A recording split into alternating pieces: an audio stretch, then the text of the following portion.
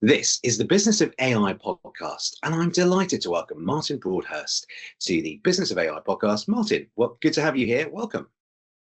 Thank you very much, Tim. Yeah, delighted to be here. Great. Well, I'm really looking forward to getting into learning a bit more about what you do and your background in the business. But could you start off by telling us how you got into doing what you're doing today? I know it's got something to do with marketing. Yeah, so I'm a chartered marketer, and my background is very much in the agency and consultancy world, particularly on the digital marketing side of things. And it was very much through the digital marketing side of things that got me into AI. So back in, I would say, 2015, I started looking at marketing automation, which didn't have anything like AI in it at that point. Uh, then in 2017, 2018, started seeing some interesting applications for personalization, for improved sentiment analysis.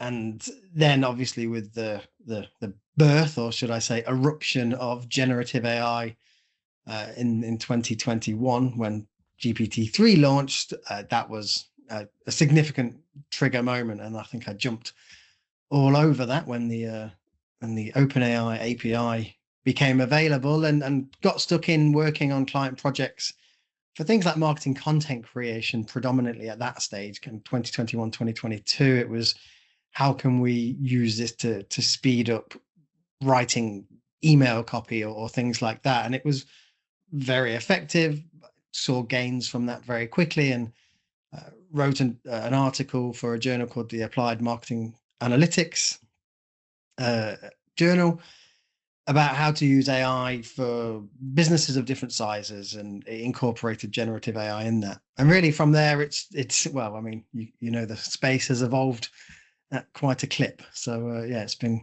a journey. Fantastic. Well, it's great to meet another fellow marketer as well, because my background's in marketing.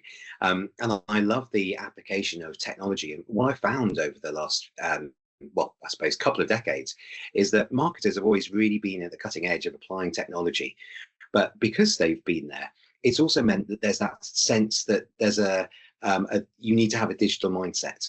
As I've talked to many marketers over the years, I remember that Scott Brinker, the chief Martech landscape that he produced, and he would show over the years how at the beginning there were a few Martech companies, the HubSpots, and then you kind of fast forward every year, and there's like an increasing landscape of more and more Martech companies.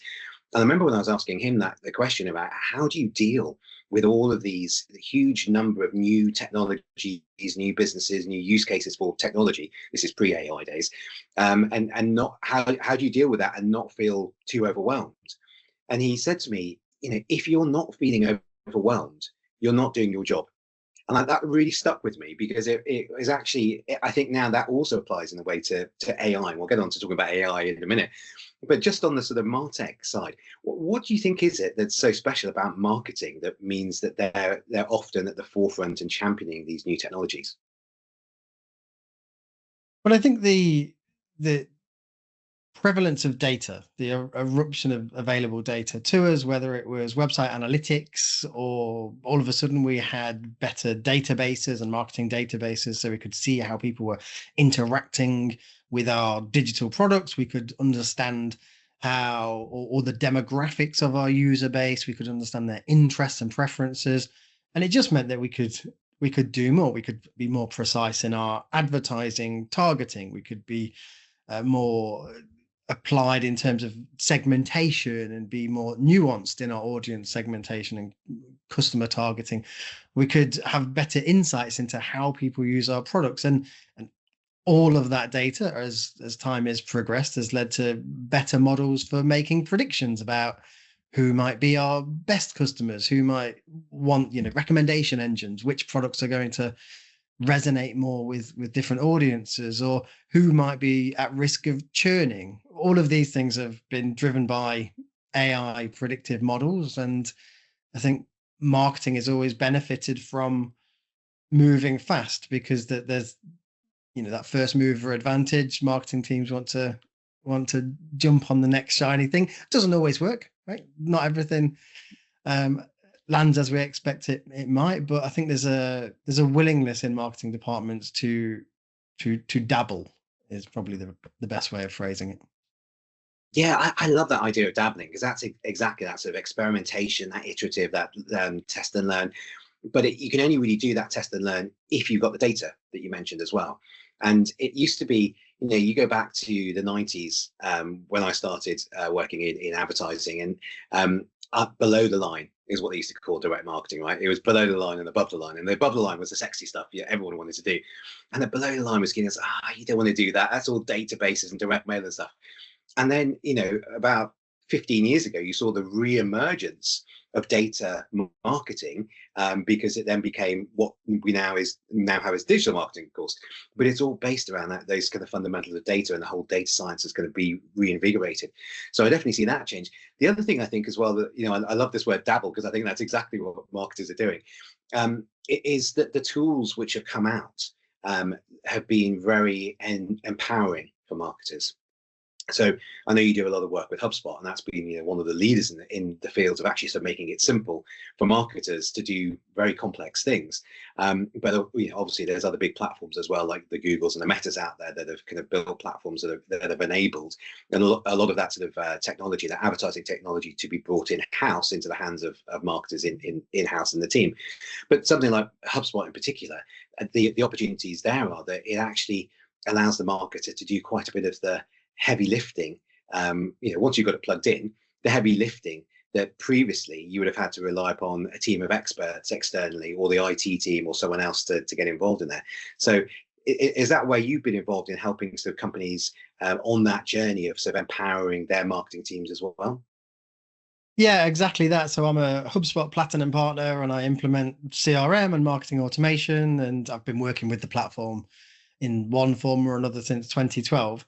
And yeah, it's about showing them how accessible these tools have become. I think when people hear automation, they think it's big, scary, and complex. And yeah, it can be. But do you know what? If you want a simple drip feed autoresponder, it's really easy. It's not hard to do anymore. You want to build a website, you can actually do that with a nice drag and drop interface with a landing page that's already pre-styled. And these things have become more and more accessible. When I started out in a marketing agency, if you wanted to build an email for a marketing campaign, it was a HTML designed email. Someone hand coded that. Whereas now it's all drag and drop. And I think that's the, like you say, that the game changer is the accessibility, the ease of use. These things that were once beyond the average marketer is now very accessible. Mm. And can you talk us through some of the evolution that you've seen with the clients that you've worked on? What type of businesses are they, and what sort of use cases has technology helped them to achieve better results with?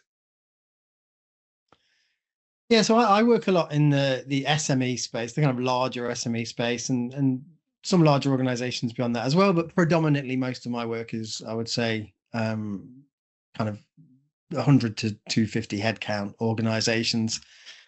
And there's been a lot of transformation, a digital transformation, people moving from hosted on-prem solutions to cloud-based systems.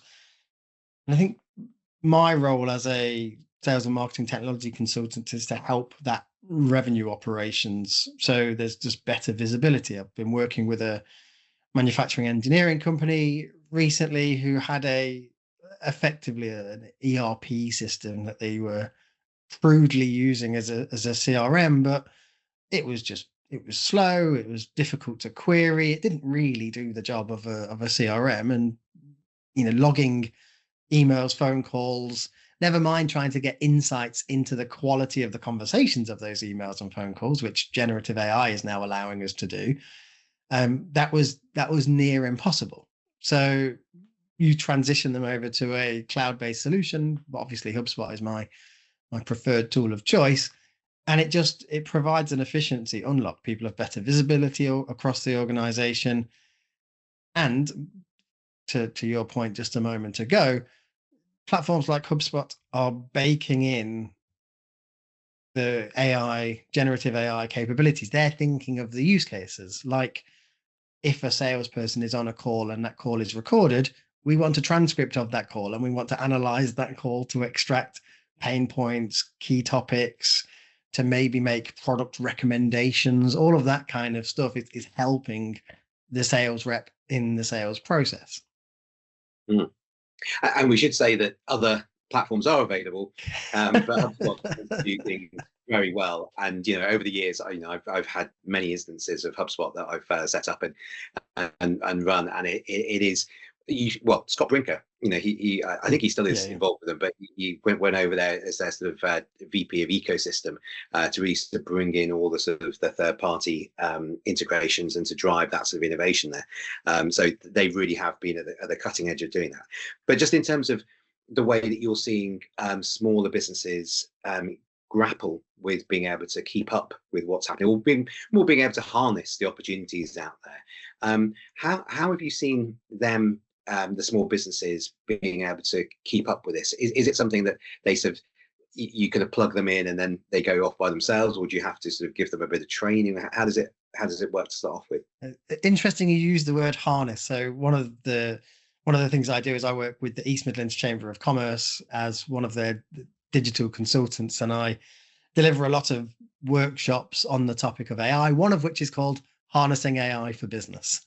So it's exactly it is exactly that, and that's a one-day workshop where that's quite high level. We cover quite a lot of ground, but it's about exposing people to what AI is currently capable of. I think it's not a technology that most, unless you're techie and you're kind of in this space, AI is it's other, right? It's not really in your day to day. But now companies are seeing Copilot plastered across every Microsoft Surface that they go into. They're hearing ChatGPT on the news, and they're reading headlines in the Financial Times telling them that AI is going to replace everybody's job in the next 5 years.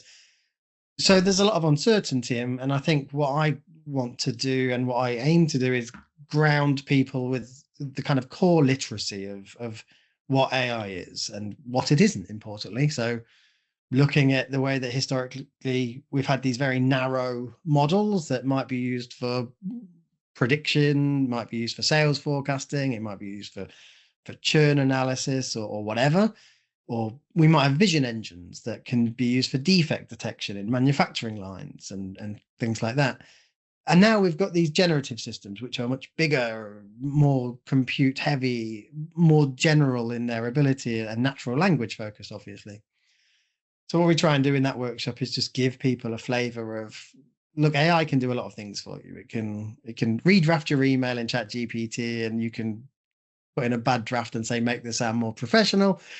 Or you can create your own custom models trained on your own product data and have a chatbot that interacts with people in real time. Or you can do something completely away from generative AI and use it in manufacturing lines for predictive maintenance or whatever. It's try to give people a flavor of it. And then off the back of that, I deliver a lot of training to get people to start using the tools that are available to them today. Microsoft Copilot 365 chat is available to anyone with a Copilot business license. And I think lots of people are kind of sleeping on its capabilities and don't really understand what it can do and how to get the best out of it. So yeah, there's quite a bit of training there. What I love that you were talking about there is the importance of being able to define what AI is, because you've seen the evolution of the technology from when it was very early, very predictive models, a bit of data science, to what it is today. But I think the challenge is that a lot of people, when they talk about AI, they really are only thinking about chatbots and a bit of generative AI, and that they don't really realize there's a lot of other types of technology out there.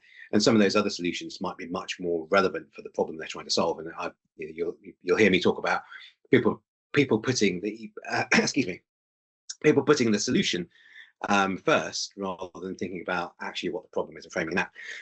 So I think you're absolutely right. Defining the upfront is really important. Also, what I really liked about the way you were explaining that is that it's important to get started. It's important for people just to have a play around if they've got Copilot already, or whatever their chatbot is they've got, have a bit of a play around with it. because it's often that first step which is hardest, isn't it? If they do think it's really complex or hard or tricky, or not relevant, which I think is often the other part of this. But when they have a play around with it, and it has to be fun, it has to be playing. When they have a play around with it, then you get started. It's kind of fun, and they can see it's not hard, and it's kind of something they can do. And giving them those use cases that you mentioned is really really useful. So, could you also help us with an example of which particular areas you're seeing, particularly the SMEs that you work with? What areas of the sort of AI tools or marketing and AI tools are they particularly interested in, and where's the most interest? Yeah, so there's a few really, and there's a few practical examples that spring to mind. One is, I think, on the data management. Lots of SMEs tend to have lots of data that can be in quite poor shape, really. It can be in data. I'll give you, in fact, the ERP to CRM data transfer. I had a very real example of this the other week where 17,500 records needed importing into HubSpot from this ERP system. The ERP system had a name field that was just full name. The HubSpot needs first name, last name. Okay, fine. We need to split out first name, last name. Except the data that was coming out of the ERP was very messy. It was two people in a cell bundled together. It was people's names formatted badly. It was a mess. And it was the sort of thing that needed manual intervention or manual review. 17,500 records. We estimated somebody working on it, generously say 30 seconds per record, was going to take them in the region of 150 hours just to clean this data up. And instead, using a Python script and an integration with GPT-5 Nano, we were able to clean the database, import the whole thing. Took about 25 minutes to do, really. Cost about 38p in API calls. Wow. That's the kind of transformation that you can get from using those kind of models.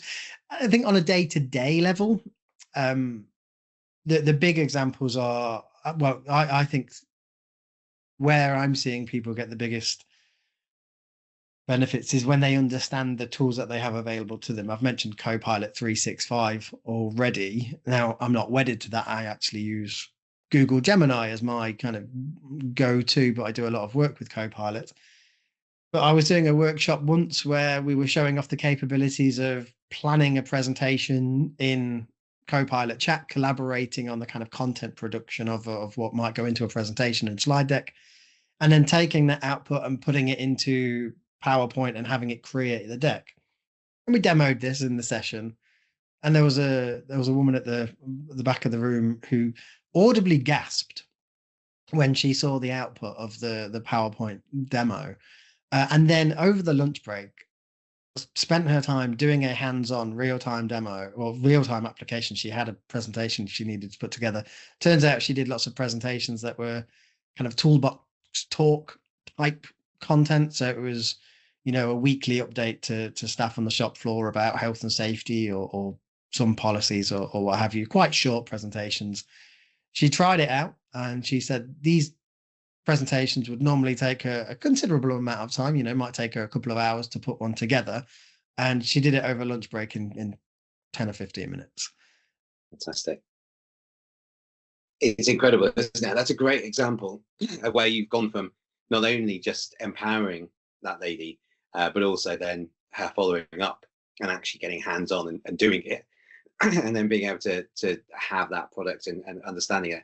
I think that's the thing, isn't it? Because there's people have to go through those different levels of understanding. Define what it is, understand what it is, be exposed to some of the tools and the ways in which you can use it. But most importantly, then in your example, actually doing it themselves, because there's nothing like doing it themselves. And so having to go through all those. I mean, we're sort of talking around upskilling the workforce. And this is a big thing that UK AI are focused on, which is in order for the broader AI industry to grow, in order for the economy to grow, then we do have to make sure people have the everyday skills, the AI literacy, to be able to use these tools. And it sounds like you're very much involved with this within the sales and marketing space. But what are you seeing more broadly in terms of the need for these skills, and how people are people open to trying to get these more AI literacy skills? I certainly think they are. And I came into this through the sales and marketing kind of background, but certainly just through doing more automation and AI, I'm doing much more in the day-to-day operations now. Organizations wanting to say, we have these purchase orders. Can we automate the approvals process? We've got all of these invoices that come to us. We scan them in. They're still paper-based. Can we use OCR to extract the text and put them in the system? So all of that kind of stuff is coming to the fore as well. Regarding the literacy, yes, organizations are hearing about it and don't really know where to start. I think that's a big part of it. I'm encouraged to see more training provision provided by the likes of, the UK SPF, so the Shared Prosperity Fund is increasingly funding sessions. There's lots going on certainly in the East Midlands. There's plenty of workshops across Derbyshire, Nottinghamshire, and Leicestershire giving core AI skills to SMEs. I noticed that there's a workload or work stream going across in the West Midlands as well, over in Birmingham, that's similarly funded. But also things like the institutions, the CPD providers, Chartered Institute of Marketing, which is the professional organization that I'm registered with. They have a level 6 AI module, which I'm one of the tutors for in the region. That's really well received. And again, what they're doing is they're giving very broad understanding of what AI is. It's not going down this AI is chat GPT, which is kind of what many people have this understanding of. They're showcasing all of the relevant areas, from the what is it to how do you structure your data and what you need to understand about data, through to the governance and the ethics and the legal elements of the whole piece as well. Yeah. And I think that's really important to see the bigger picture of the AI sort of skill set as well. At UK AI, we put together a skills framework, and we look at it at 3 different levels. So the leadership, both the C-suite, but also the senior leadership team. What are the skills that they need to have? And that's often about the being able to drive through a transformation and change, and it's about culture and people, actually, less about the technology. Then you've got the practitioner level. So marketing is a great example, and you've talked a lot and helped us understand how that would work. But then there's other departments as well who would need to be similarly adopting AI tools there, that practitioner level. And then there's the sort of the everyday level. The sort of the use cases you've been talking about there, in terms of just giving people the ability to know about the risks, to know about the basics, to understand what AI is. And it's not that they're going to go out and immediately become, some of them might become programmers and coders and get really into the technical side of it, but it's actually more about just giving a broader base of understanding, because those people, not only are they the employees who are going to adopt the technology within the organization, but they're also the consumers outside of the company. So we're going to go and start using the products and services that all of us or many of us are building.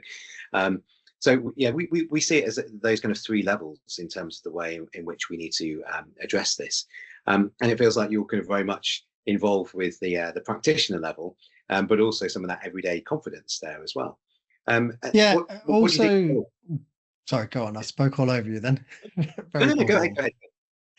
Yeah, so I was going to say a lot of, yes, the workshops and the training that I do are at that practitioner level, but increasingly what I'm seeing is demand at the senior level. So teams are bringing me in, and this is where the shift in the client base is coming as well. I think I do the kind of practitioner focused stuff at the smaller businesses, but increasingly getting inquiries from larger corporates and enterprises to go in and speak to leadership teams and deliver effectively what is a 90-minute kind of briefing on where this is and what this means for organizations and what they need to think about structurally. So things like thinking about who are the people in your organization, like the roles of in the organization. Do you have a chief AI officer? Is that something you need to be looking at right now? Um, if do you need someone on your leadership team that has responsibility for the adoption of this transformative technology? Mm. Yeah, and that's a super important point now, actually, as well, because somebody in the organization needs to have responsibility for driving the AI project. And the larger the organization, the larger that project is, and therefore the more responsibility you need to have in something like a chief AI officer. And interestingly, we're seeing this also in government and in regional government as well, where they've, I'm talking very generally, but I think struggled to be able to drive some of the AI adoption agenda within local and central government. So now they're looking at how they can bring in chief AI officers there as well. Liverpool City region just hired their the first chief AI officer in the UK, which is a really good move. So lots of interesting things there happening as well. So Martin, we've talked about lots of things here. We've covered off a lot about marketing, which is great because it's such an exciting field there. Within marketing specifically, what are the sort of areas that you're really excited about over the next 6 months, 12 months, as you start to look at how AI is disrupting that sector still? I'm really interested in what people do with the kind of workflow agents or the assistant agents. I'll default to HubSpot because that's the world in which I'm living in at the moment. But HubSpot is really rolling out a great deal of, I would really call them helpful marketing assistant tools. So social media content assistant agents, where you can put in your research topics, it goes off, executes, understands your brand voice, it finds related resources, it comes back in, it says, look, here's a collection, here's a week's worth of ready to go posts that you can edit.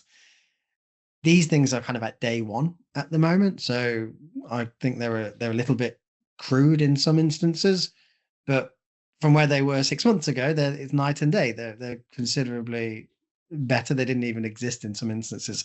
So the automation and the ability to do more with less, I think, where marketing budgets are stretched and people want to be able to say launch a meta advertising campaign, being able to go into the meta platform and basically tap into their AI tools, which will do automated budget setting, automated creative testing.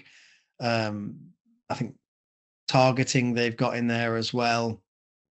Ad unit selection. They've got 5 key AI assistants built into their advertising platform. These allow people to do more with less, and that's really what I'm excited to see, because I'm seeing with my client base marketers that were never in different areas, but they might not have had the skill set in, say, performance marketing, that are now happier to dip their toe in and get started. And it might be that they still rely on agencies to scale up or run their main campaigns, but they're able to do a little bit more themselves. They're able to take more control because they've got this AI assistant plugging a knowledge gap that they didn't have before. Yeah. Yeah, no, I love that sense that they are now more empowered by technology, and it's allowing them to do the things which marketers are good at, which is thinking about their overall strategy and communication and the creative side of it, and plugging the gaps to help them where they need help with the data or the technology bits. That's really powerful. In terms of the risks, what do you see as the risks in building out these tech stacks? I mean, I'll leave that quite open, but I'd be interested to get your perspective on the risks there. Complacency is the big one. I think people outsource their thinking sometimes. These models, if it depends on the application and the use case, but I still think people, they throw in an input into a chat assistant and it gives them an output and they go, job done, and they don't check, they don't verify, they don't validate. So I think that's still a risk. I think there's a general risk with automation that they try to automate too much too soon. So with automation, I'm a big believer in go through the process manually enough so that you know all of the edge cases, you know all of the places where something might fall down and break. Mm. If you haven't experienced those, it's hard to build an automation that can um, kind of tackle those or understand the risks and the mitigation strategies for those. So I think that's something as well. Um, and yeah, I think there's a general case around companies not taking this seriously as well. I think at a more um, structural level, if companies don't recognize that this technology can do an awful lot, they leave themselves greatly exposed to someone in their sector who decides to go AI first and builds their systems and processes with an AI first mindset and is able to execute faster, quicker, or cheaper by just, again, going back to that phrase, doing more with less. Yeah. And it's a double-edged sword, though, isn't it? Because I think you're absolutely right. We see a lot of companies now who are able to accelerate their business model beyond their competitors because they are using different elements of AI-powered tools and services. But I really liked a point you made earlier on about trying to do things more carefully and slightly more methodically because you don't want to kind of make the mistakes, or you want to learn from the mistakes before you go too quickly. And those two things are always going to be in a bit of attention. And it's back to that point I mentioned before about companies often will race to the solution rather than the problem. The reason I hear them doing that a lot is because of FOMO. Either the leadership team or the CEO has got this kind of, the competitor's done this over here, so now I need to go and do it over here. And so they're racing without really taking the time to think about the methodical steps to do it. So there is a bit of tension there in getting that balance right. There is, and I think people need to review their whole workflows. What I'm seeing at the moment is people saying, how do we squeeze AI into a workflow that's inefficient at the moment, rather than taking a step back and go, how do we redesign the whole workflow? Yeah. There's a whole process here. If we start with a blank piece of paper, what does it look like with the current tools and technologies and people that we have, rather than going, this is our current workflow, how do we put AI in that part of it? Yeah. We talked about marketing a lot, but I think generally marketers have a good understanding of the consumers, and that then leads to them having a good understanding of the customer journey, which they apply data to. So I think within an organization, that's what makes marketers really well placed to understand the role of technology, because the technology which we're talking about, AI powered tools and services, they are fundamentally based around understanding what humans want to do, and those human journeys are the same as the customer journeys. So I think that's probably where marketers have come into this with a understanding of that almost natively. But we're going to have to wrap things up there, Martin, because we could talk for ages more. I think we'll have to get you involved in some of the work we're doing around marketing and AI as well, because there's lots to come on that over the next year as well. But we'll get you back in, and we haven't even talked about agentic, but we get you involved in that conversation as well when we get onto that. But it's been great to have you here, Martin. Can you last question? Can you tell us how we can find out more about what you're doing and stay in touch? Yeah, absolutely. So you can contact me, Martin at broadhurst.digital, or follow me on LinkedIn. But I also have an AI for Marketing podcast that I co-host with Paul Avery, and it's called Artificially Intelligent Marketing. It's on all of the platforms. Tune in. Fantastic. There you go. Another podcast. So, after this one, people can go off and listen to that one. And I'm sure there's many more kind of golden pieces of advice and value in that as well. So, Martin, it's been great to have you. Really enjoyed chatting about marketing and more and AI. So great to have you. Thank you. Cheers. Bye.